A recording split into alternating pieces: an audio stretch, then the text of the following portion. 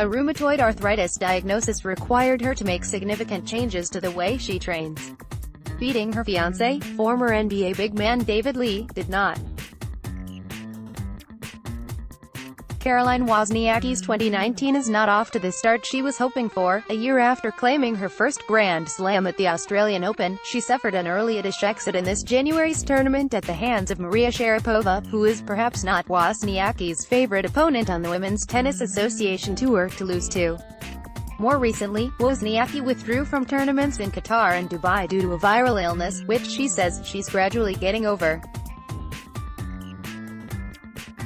Still, this year will almost certainly be an improvement over 2018, when mysterious flu-like symptoms derailed much of her early season momentum.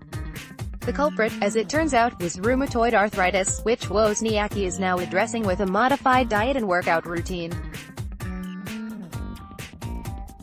We recently spoke with the superstar about her training regimen, her efforts to dabble in boxing, her abiding love for pierogies, and just how badly she beat her fiancé, that would be former NBA big man David Lee, the one time he had the gall to pick up a racket and challenge her. GQ, how do you maintain your diet when you're traveling internationally? Caroline Wozniacki, because we travel to the same places every year, we get comfortable with the city and the restaurants.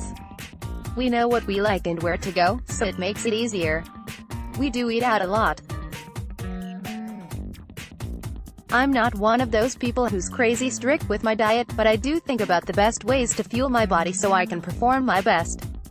The best way to describe it is you can have a Ferrari, but if you don't put the right fuel in it, it's not going to go anywhere. I love to have good protein, and I need to have my vegetables and a little bit of carbs. A lot of times I eat chicken with broccoli and rice, that's my go-to meal. What about at home? Are you a big cook?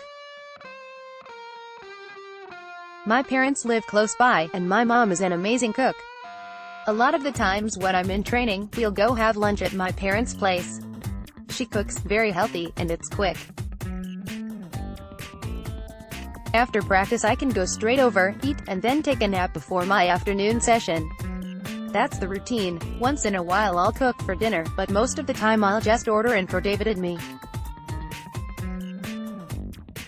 I love baking, so if I'm going to take the time, I'd much rather bake something and treat ourselves a little bit. What's your favorite thing to bake? My favorite is chocolate cake, but I bake anything from breads to cookies to cheesecakes. Are you a Great British Bake Off fan? I love to watch that, what they're doing is amazing. It's art. I wouldn't say I'm on that level, but maybe one day I'll experiment and go into something more artistic too. For a tennis player, what's the ratio between weightlifting and cardio? For me, it was always more cardio, and then a little bit of lifting. But now that I'm older, I'd say it's 50-50. That's to make sure that my body stays strong and I can prevent injuries. I'm a big runner, but my body can't take as much of the pounding, so I've had to cut down on that a little bit. Now I use the elliptical, the bike, the Stairmaster, all sorts of things to get my heart rate up and save my body. How did you curate your particular routine? I play a lot of offense and defense together. I play long rallies. I'm not one of those players who plays just one shot and it's either a winner or a mistake. I know that when I'm in my best shape, I grind the opponent down and tire them out basically. So that's why it's very important that I'm in the best physical shape I could possibly be in. You do anything outside weightlifting and cardio? I've done a lot of boxing training. I started when I was 12, and my trainer is from Copenhagen. I don't do as much of it now as I used to, but there's still a few weeks where I put it on my schedule. I think it helps build my strength and cardio, because it's a great combination of core and shoulders. The trainer is the nicest guy you'll ever meet, but's a brutal when it comes to killing you during training. But you can't get mad, because he's so nice. Are there any other non-tennis activities you dabble in? Boxing and running are the two main ones, but in general, I love sports. David, obviously, used to play basketball, and his niece and nephew love to play basketball. We'll play some with them and run around, which is so fun. I also used to be a good swimmer, so that's something else I keep up with. Have you matched up with David in basketball yet? Yeah, I have no chance. Laughs at me because he says, as great of an athlete as you are, you can't jump. That makes it slightly difficult when he's so much taller and more athletic on the basketball court. When he says you can't jump, is that comparatively speaking? He is, after all, a former NBA player. Or can you really not jump? I think it's comparatively. He can jump so high, so I think he's kind of comparing me to himself. But yeah, I wouldn't say that's my strength. Have you put him in his place in tennis though? I have. When we first started dating, he thought he could beat me in tennis. I wanted to put him in his place early so I would never have to hear any cocky comments. We squared that away. Now, he actually plays pretty well. He's been hitting balls almost every day. He's much better at tennis than I am at basketball. That's nice of you to say, but also, feel free to reveal what the score was when you two played each other. He would probably kill me, so I think it's better we leave that out. Watch. Prior to the rheumatoid arthritis diagnosis last year, were your eating habits or workouts affected while you were figuring out why you were feeling so lethargic? Once I got a diagnosis, that's when I was like, okay, what can I do to make my body feel better? Because before that, I had no idea if I was sick or overtraining. The anti-inflammatory foods are important. I had to figure out which carbs work better for me. I realized that rice works better for my body than pasta, for example. I'll still have pasta, but not as much as I used to. I used to have red meat 4 times a week, and now I cut it down to once a week. Stuff like that has definitely been a big change.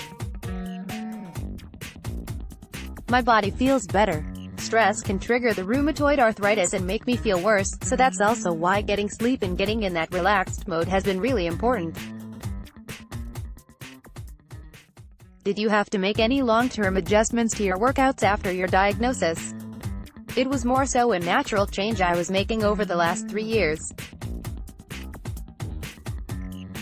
I think it's important, especially now, that I keep my muscles strong, because that relieves some of the stress on my joints. But at the same time, when I get a sweat going on the cardio machine, or go outside for a run, my joints actually feel better. It just kind of gets the blood flowing. It's funny because when I take days off, I actually feel worse. I swear by pierogies and know you have Polish parents. Are pierogies in your wheelhouse? I love pierogies. When we go to New York, we used to go to Greenpoint all the time because they had all the Polish restaurants. Now there aren't as many, but we still go at least once a year to grab some Polish food. But also, my mom makes the best Polish food, and pierogies are still definitely a top choice when I have a cheat day. It's so good. We had did for Christmas, actually. Is that the #1 cheat meal? Actually, growing up in Denmark and being Scandinavian, our big thing is candy. Apparently, Scandinavian people eat the most candy out of anyone in the world. We have these pick and mix, sometimes they have them at the movies, where you have a bag and you fill it with different kinds of candies. In Scandinavia, the consistency of the candy and the flavors are so much better than anywhere else. I think that's my biggest vice. Is David the angel on your shoulder or the devil on your shoulder when it comes to healthy eating? I'd imagine since he retired, he's got more leeway to slack off in that department. He's been eating super healthy, and it's kind of annoying. When he decides he's going to go full healthy, he eats protein and vegetables at every meal, every day. He doesn't do cheat meals. Then he makes me feel guilty if I want a piece of candy or something else that's sweet. So the last few months, he's actually been a good influence on me, because I've been eating clean too. This interview has been edited and condensed. More stories like this one.